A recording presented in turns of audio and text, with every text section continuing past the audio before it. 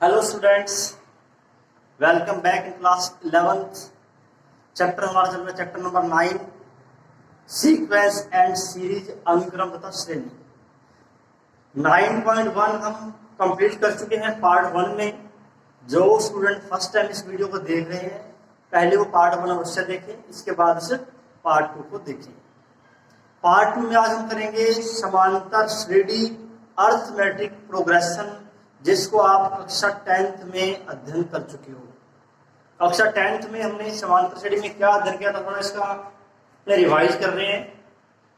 समांतर श्रेणी क्या है, क्या क्या इसके सूत्र हैं, उन सभी सूत्रों को हम एक बार यहाँ रिवाइज करेंगे। शुरुआत करते हैं अर्थमेटिक प्रोग्रेशन से। अर्थमेटिक प्रोग्रेशन है क्या? देखो इसके एग्जाम्पल से 2, 5, 8, 11, 14। प्रत्येक पद में हम 3 जोड़ रहे हैं। 2 + 3 5, 5 + 3 8, 8 + 3 11, 11 + 3 14। यानी कि यहाँ जो डिफरेंस है वो 3 का है। यहाँ कितना अंतर है? ये 3 का। यहाँ जो अंतर आ रहा है 11 - 8 3, 14 - 11 3, 3 का अंतर है। सभी पदों का अंतर समान है। समान अंतर है, इसे हम कहेंगे समांतर श्रेणी। समांतर श्रेणी या समांतर श्रेणी, यानी कि प्रत्येक पद का अपने पूर्व पद के साथ अंतर एक समान राशि हो, उसे कहते हैं समांतर श्रेणी। तो क्या परिभाषा है इसकी?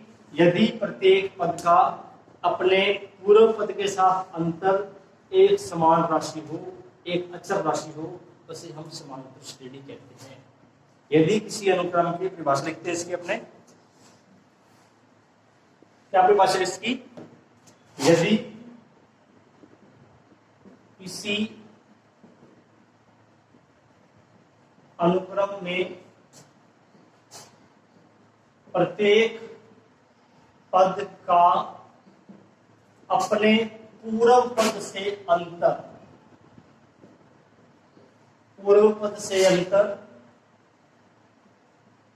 एक समान राशि हो,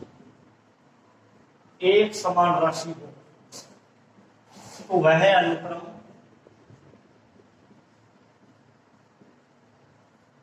अनुक्रम समांतर श्रेणी कहलाता है।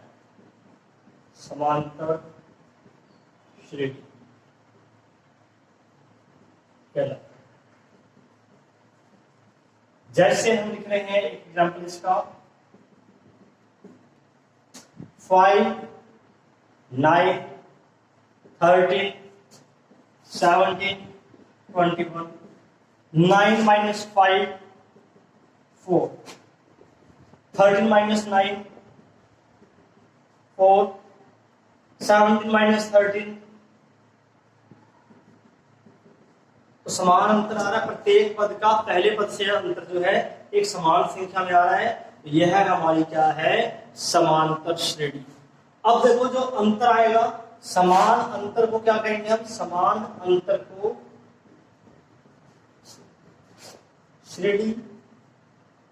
श्रेणी या श्रेणी एक ही बात है, का सार्व अंतर कहते हैं। सार्व अंतर, कॉमन डिफरेंस कहते हैं। सार्व अंतर या कॉमन डिफरेंस कहते हैं। क्लियर है ये बात? अब देखो इसमें तो इसका कॉमन डिफरेंस क्या है? इस एग्जांपल में हमारा सार्व अंतर डी क्या आएगा? 4 आएगा। Common difference D. Common difference को डी, स्मॉल डी से प्रदर्शित करते हैं। वैसे आप ये सभी क्लास 10th में पढ़ चुके हो। प्रथम पद को क्या कहते हैं? बताओ सभी। प्रथम पद को लिखते हैं ए सी। यहाँ ए का मान क्या है? ए बराबर यहाँ पर हमारे पास है 5। ये हमारा प्रथम पद है। प्रथम पद 5 है, सारा अंतर 4 है। क्लियर है ये बात? इस परिभाषा को आप एक बार नोट कर लें, स्क्रीनशॉट ले लें, फिर देखते हैं आगे।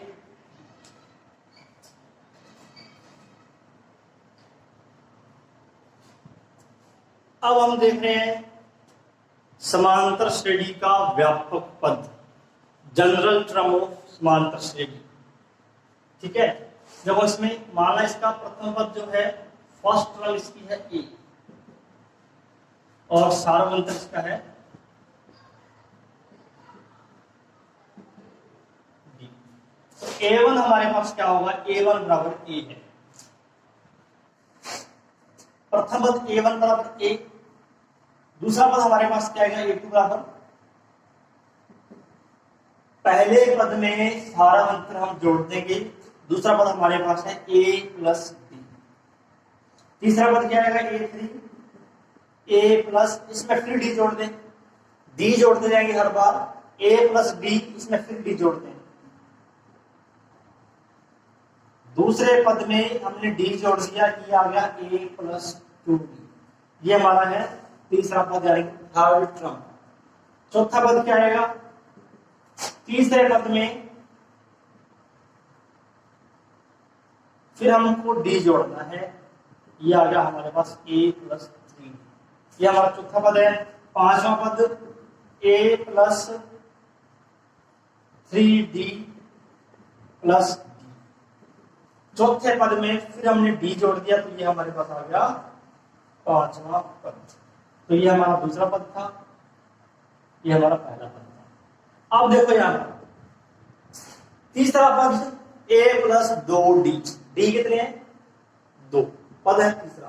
चौथा पद A प्लस 3d, पांचवा पद है 4d है। अगर हमें लिखना है, मान लो 10वां पद लिखना है हमें, तो 10वां पद में क्या आएगा, A प्लस 9d, पद नंबर 10 है, डी आएंगे 9। मान लो हमें लिखना है 17 नंबर पद, तो क्या लिखेंगे, A प्लस 16, एनवें पद में 17 क्या बनेगा, हमें लिखना है एनवां पद, इसको बोलते हैं व्यापक पद या एनवां पद, nth term, A plus n minus 1,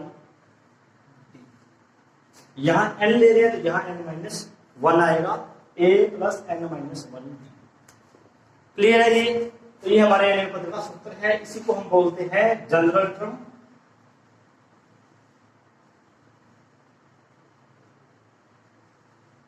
या व्यापक पद। क्लियर है बिल्कुल। अब देखते हैं आगे,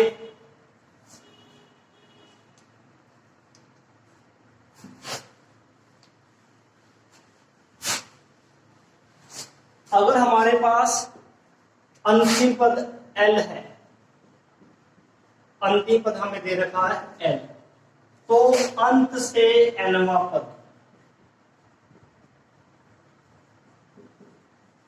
इसको लिखेंगे Ln से,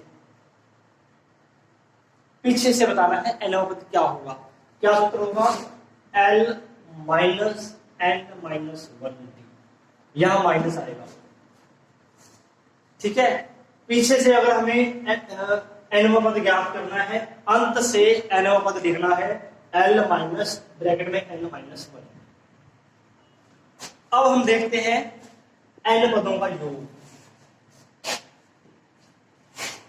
समांतर श्रेणी के प्रथम n पदों का योग, क्या सूत्र है, S10 A n बटे 2 ब्रैकेट में है A प्लस L, L यानी कि लास्ट टर्म, इसको हम A n से भी लिख सकते हैं, A n से लिख दें या L से लिख दें। एक सूत्र तो हमारा ये है, दूसरा सूत्र क्या था, A n का सूत्र क्या होता है, A n का A plus n minus 1d, ये L भी है और A n भी है, तो ये हम मान रख देंगे इसमें।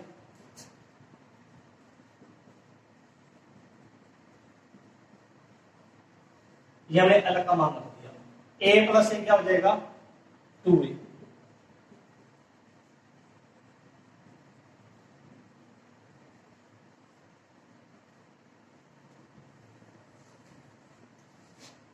तो n पदों का योग, प्रथम n पदों के योग का सूत्र है n बटे 2 ब्रैकेट में है 2a plus n minus 1d, ये सूत्र आप 10th क्लास में पढ़ चुके हो, फिर भी हमने इसको रिवाइज किया है। अगर हमें पहला पद और अंतिम पद दे रखा है तब हमारे पास ये सूत्र है, सारांतर दिया हुआ है तब हमें इस सूत्र का प्रयोग करना है। अब हम देख रहे हैं इसके कुछ उदाहरण। हम कुछ उदाहरणों की शुरुआत करते हैं। तो देखते हैं हमारा फर्स्ट उदाहरण आज का। यदि हमारा उदाहरण, यदि भी समांतर श्रेणी का mवां पद n है और nवां पद m है तो pवां पद ज्ञात कीजिए। mवां पद n दिया है हमें am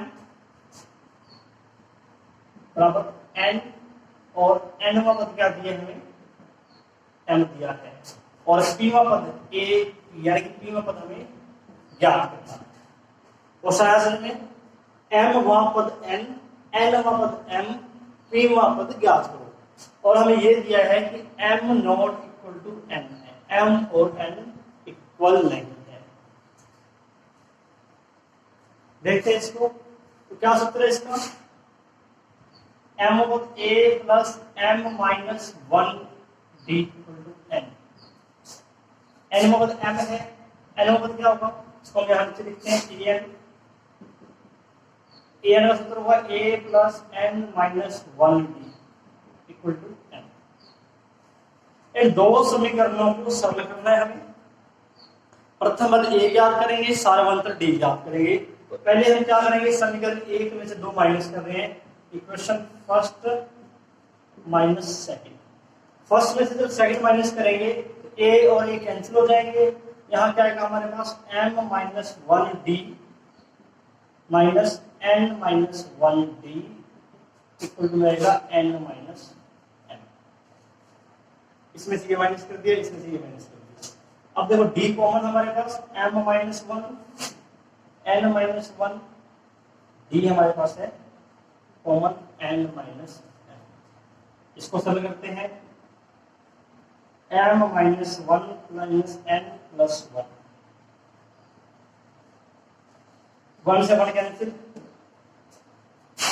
m minus n d। यहां से माइनस 1 कॉमन लेंगे, n minus m minus n। यहां n माइनस m है जबकि लेफ्ट हैंड साइड में m माइनस n है, इसलिए हमने इसमें से माइनस कॉमन लिया है। तो स्रोत संख्या माइनस के और प्लस की हो जाएगी और प्लस वाली संख्या हो जाएगी माइनस की। m माइनस 1 से m माइनस 1 कैंसिल, d की वैल्यू हमारे पास क्या आ गई? माइनस 1। अभी हमें a का मान ज्ञात करना है, तो d का मान समीकरण 1 में रख देंगे। समीकरण 1 में रखने पर इसमें रख देंगे a plus m minus 1, d का मान minus 1 equal to n। d का मान माइनस 1 हमने यहां रख दिया, m into minus 1 minus m, minus 1 plus 1 बराबर n। a का मान आ गया m प्लस n माइनस 1। ये हमारे पास आ गया प्रथम पद की। क्वेश्चन में क्या ज्ञात करना है? a पीमा पद ज्ञात करना है। इसका फॉर्मूला क्या होगा? a plus p minus 1। देखो nवें पद का सूत्र क्या है? a plus n minus 1। यहाँ n है तो यहाँ n आ रहा है, पीवें पद में यहाँ p है तो यहाँ p आ जाएगा। a का मान हमने ज्ञात कर लिया,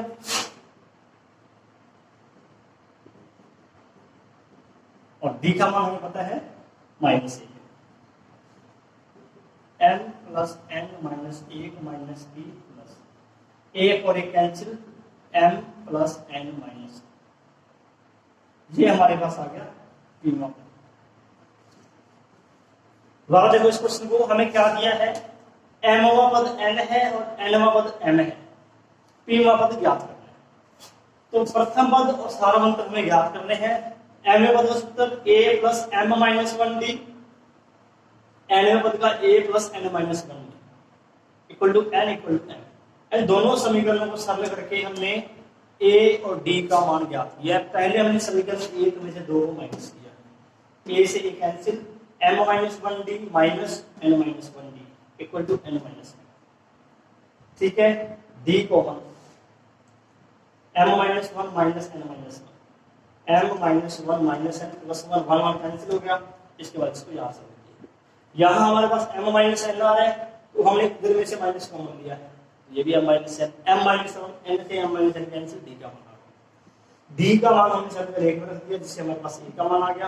अब उसके बाद हमें याद करना है pवां पद, ये होगा a प्लस p माइनस 1, इसमें a का मान रख दिया m plus n minus 1, d का मान माइनस 1 समीकरण।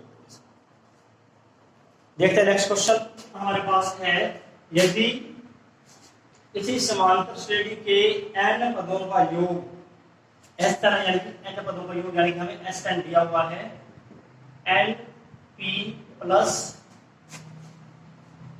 1/2 n into n minus 1 q, sum of n terms. जहां p और q कांस्टेंट है तो सारा अंतर ज्ञात कीजिए, कॉमन डिफरेंस हमें ज्ञात करना है। देखो हमें n पदों का योग दे रखा है। देखो S1 का अर्थ क्या है, Sn का अर्थ है n पदों का योग।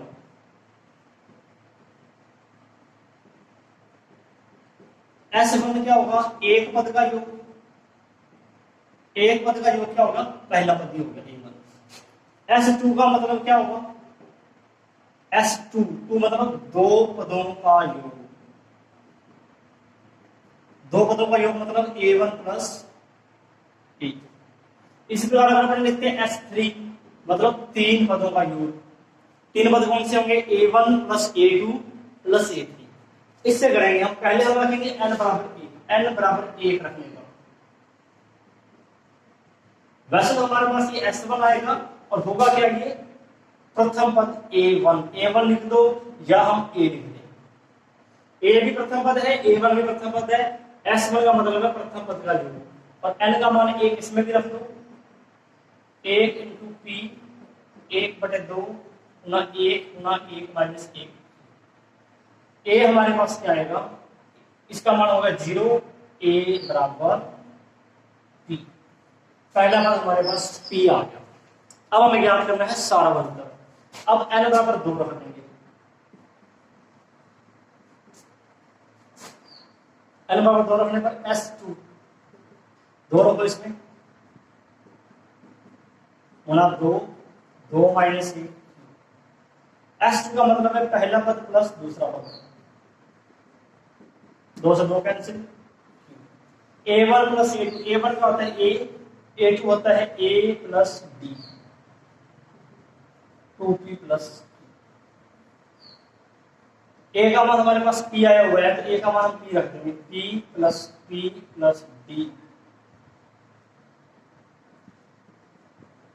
P से 2p कैंसिल, D का मान हमारे पास आ गया Q। सारांतर हमारे पास Q हो गया। पहला पद P है, सारांतर Q है। ये हमारा क्वेश्चन हो गया कंप्लीट।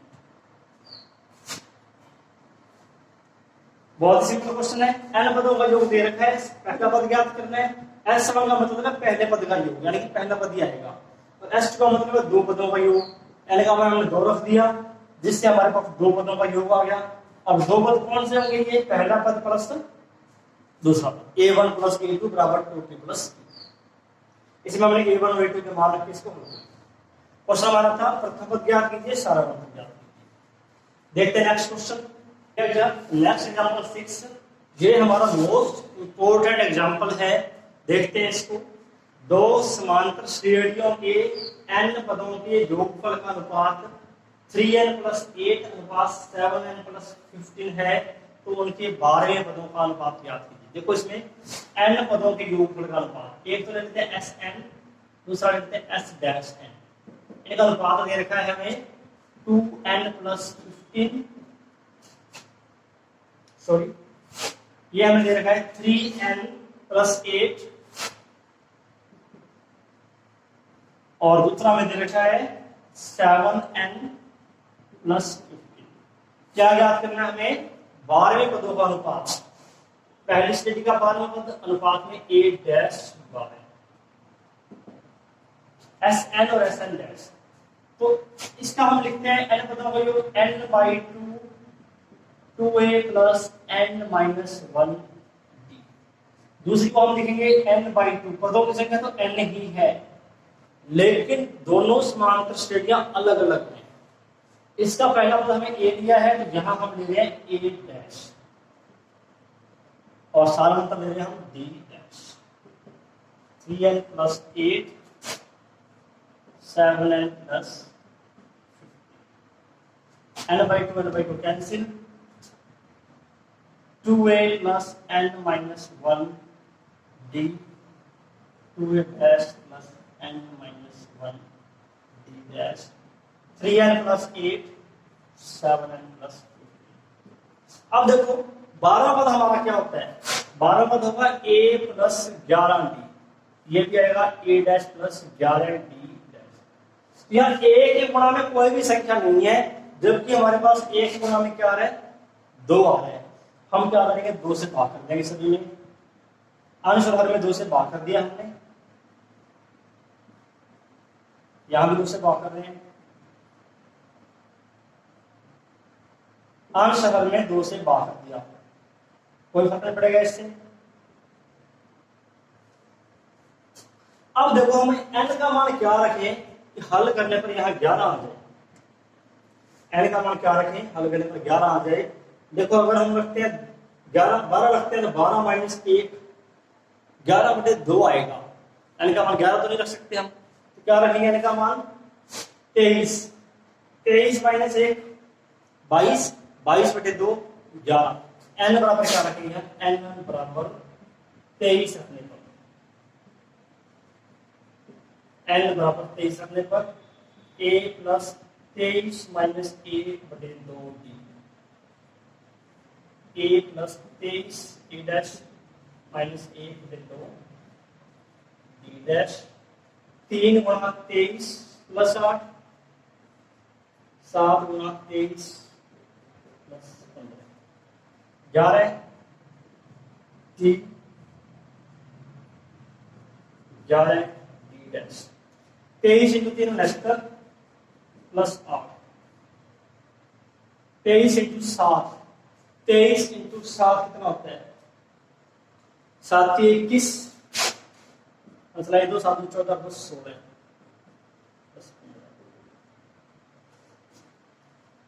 तो ये हमारे पास आएगा 77 और ये आ गया 176, 11 से पाड़े से काट देंगे 7/16, ये हमारे 12 पदों का अनुपात है।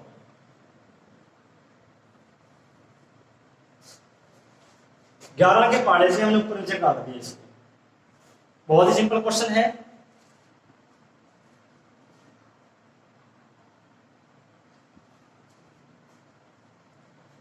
n पदों के योगफल का अनुपात दिया हुआ हमें, एक एपी और दूसरी एपी का, सूत्र लगा दिया, n/2 कैंसिल। अब हमारे पास यहाँ a आ रहा है तो हमने 2 से डिवाइड कर दिया। उसके बाद तो आपको ये देखना है कि n का मान हम क्या रखें यहाँ पर, हल करने पर 11 बजे क्या रखना है हमको, n का मान 23, n बराबर 23 रखने पर यहाँ पर a प्लस 11d और a डैश प्लस 11d। ठीक है, अब देखते हैं नेक्स्ट एग्जाम्पल। एक व्यक्ति की प्रथम वर्ष में आय 3 लाख रुपए है, उसकी आय 10,000 रुपए प्रति वर्ष 19 वर्ष तक बढ़ती है। पहले वर्ष के बाद 19 वर्ष तक और उसकी आय बढ़ रही है 10,000 रुपए प्रति वर्ष। 20 वर्षों में प्राप्त आय ज्ञात कीजिए। तो देखो इसमें प्रथम वर्ष में आय है 3 लाख, तो ये हो गया हमारा प्रथम पद। 10,000 रुपए हर वर्ष बढ़ रही है तो डी हमारा होगा, अंतर जो है 10,000 करके बढ़ रहा है। 20 वर्षों में ज्ञात करना तो n बराबर 20। हमें ज्ञात करना 20 वर्षों में प्राप्त कुल आय ज्ञात करनी है, हमें ज्ञात करना है s 20 पदों का योग। पहले देखो एस एन का सूत्र क्या है, n/2 2a plus n minus 1, n का मान 20/2 3 का प्लस 20 माइनस 1 गुना प्लस हो जाएगा 10 6 लाख 19 गुना 10,000 1,90,000 कितना आएगा, 10 गुना में 4 जीरो, ये 4 जीरो जोड़ देंगे 60 19 79, 10 का गुणा करेंगे 7 9 4 जीरो देगी 5 जीरो आएगी, ये हमारा आंसर। एक टॉपिक इसका और है समांतर माध्य का, वो हम बाद में करेंगे।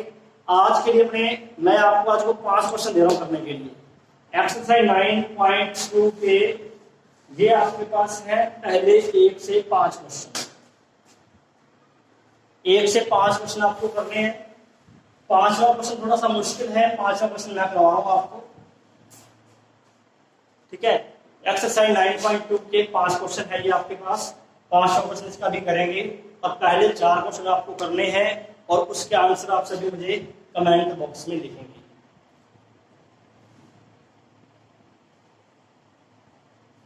पहले आप इसका स्क्रीनशॉट लेके रख ले, 1 से 5 क्वेश्चन का स्क्रीनशॉट लेके रख ले 9.2 का। अब हम शुरुआत कर रहे हैं क्वेश्चन नंबर 5 की। देखते हैं 5वां क्वेश्चन। ये हमारा 5वां क्वेश्चन है।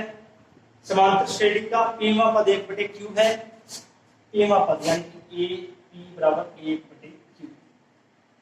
क्या होगा ये a प्लस p माइनस 1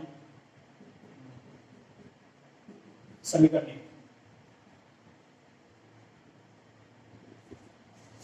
पीवां पद है 1/q। उसके बाद क्या दिया है, क्यूवां पद 1/p है। क्यूवां पद यानी कि aq बराबर है 1/p। a plus q minus 1 1/p है। क्या याद करना है में प्रथम pq पदों का योग सिद्ध करना है।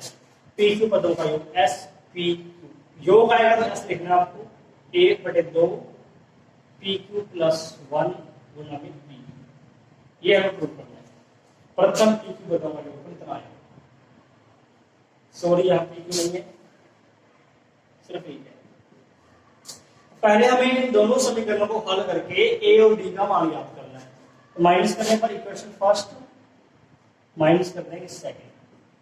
a से a cancel, p minus 1d 2 minus 1d 1/2 minus 1/3 p minus 1 minus 2 minus minus plus 1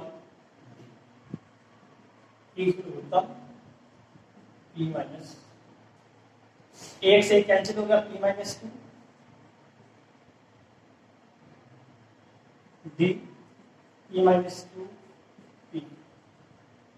p minus 2 से p माइनस 2 कैंसिल हो गया तो d हमारे पास आ गया 1/p। d का जो ये मान है समीकरण 1 में या 2 में रख देंगे। समीकरण 1 में रख देंगे।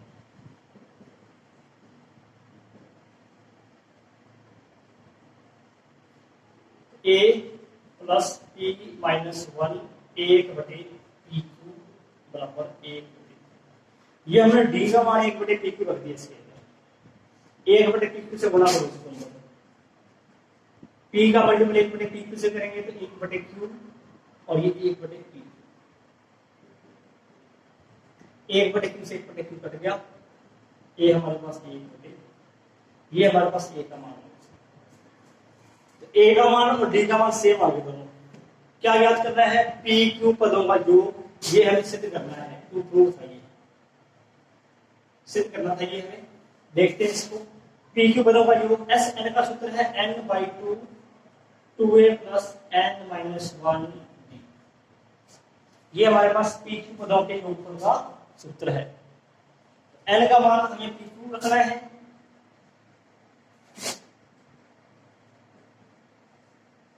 a का मान 2/pq, pq माइनस 1, d का मान भी 1/p। अब यहां से pq एलसीएम लेके इसको सॉल्व कर देंगे। देखते हैं यहां पर pq/2 pq उत्तम 2 प्लस pq माइनस 1 pq से pq कैंसिल।